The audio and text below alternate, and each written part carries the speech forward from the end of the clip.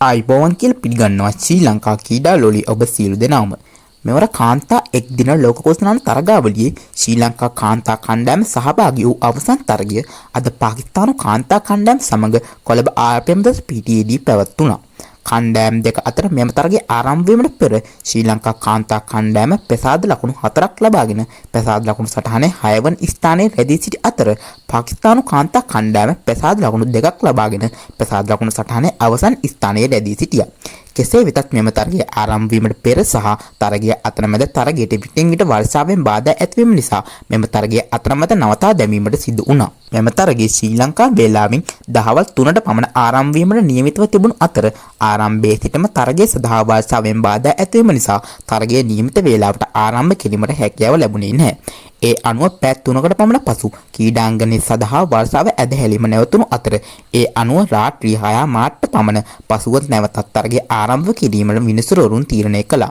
ඒ අනුව වර්ෂාව හේතුවෙන් එක කණ්ඩායමක් සඳහා නියමිත පන්දුවාර ගන්න පන්දුවාර 34ක් දක්වා සීමා වුණා. ඒ අනුව මෙම තරගයේ කාසියවාසිය දිනා ගැනීමට සමත් වූ ශ්‍රී ලංකා නායිකා චමරි අතපත්තු ප්‍රථමයෙන් පන්දු යැවීමට තීරණය කරා.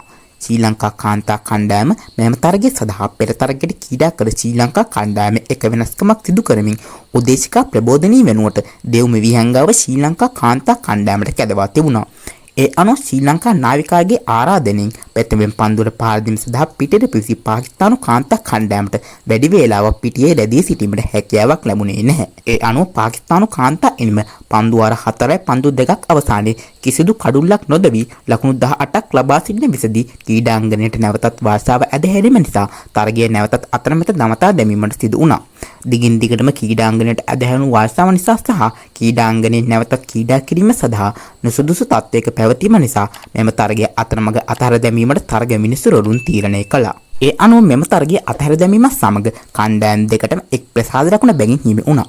ඒ අනුව ශ්‍රී ලංකා කාන්තා කණ්ඩායමට මෙවර තරගාවලියේ සහභාගී වූ තරග 7න් එක තරගයක් ජයග්‍රහණය කර තරග 3ක් පරාජයට පත්වී සහ තරග 3ක් වාර්ෂාව හේතුවෙන් අතහැර දැමීම සමග ප්‍රසාද ලකුණු 5ක් ලබාගෙන මේ වෙන විට ප්‍රසාද ලකුණු සටහනේ 5 වෙනි ස්ථානයේ රැඳී සිටිනවා.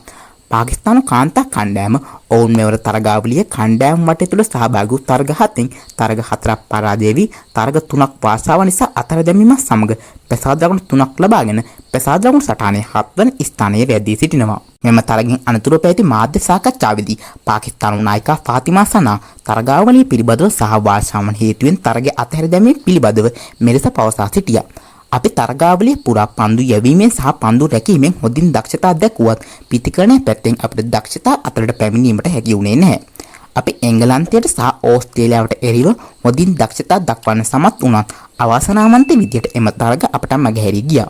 එංගලන්තයට එරෙහිව තරගය අපිට ජයග්‍රහණය කළ හැකිව තිබුණත් වාර්ෂාව නිසා අවාසනාවන්ත විදියට එය මගහැරී ගියා.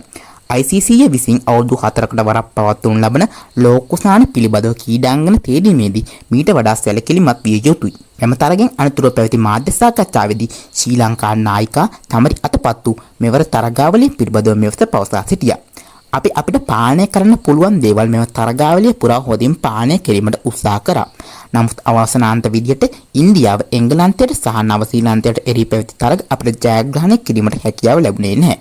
නමුත් අපි අපේ වැරදි හදාගෙන ඉදිරියට පැවැත්වීමෙන් නියමිත තරගාවලිය වලට හොඳින් මුහුණ දීමට ලෑස්ති වෙලා ඉන්නවා. ශ්‍රී ලංකා කාන්තා කණ්ඩායමට සහ පාකිස්තානු කාන්තා කණ්ඩායමට මෙවර තරගාවලිය තුළදී සහභාගී වූ තරග 7න් තරග 3ක්ම වාර්ෂාව නිසා අතහැර දැමීමට සිදු වුණා.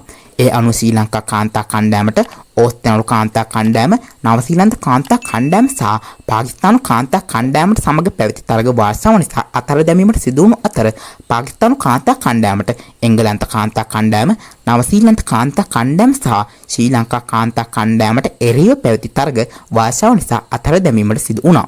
ඒ අනුව සමත්යක් ලෙස ගතහොත් කොළඹ RPM ක්‍රීඩාංගණයේදී පැවති තරග 11න් තරග 5ක්ම වාර්ෂාව නිසා අතහැර දැමීමට සිදු වුණා. ඉතින් මෙවර කාන්තා එක් දින ලෝක කුසලාන තරගාවලියේ ඉදිරියේදී උණුසුම් වන තරග තොරතුරු සමගින් නැවත ඔබ හමුවීමේ බලාපොරොත්තු ඇතිව අදට මම ඔබෙන් සමුගන්නවා. ඉතින් ඔයා තාමත් මගේ channel එක subscribe කරලා නැත්නම් දැන්ම channel එක subscribe කරලා bell icon එක click කරලා තියාගන්න. එහෙනම් අදට මම ගිහින් එන්නම්. ඔබ සැමට සුබ දවසක්.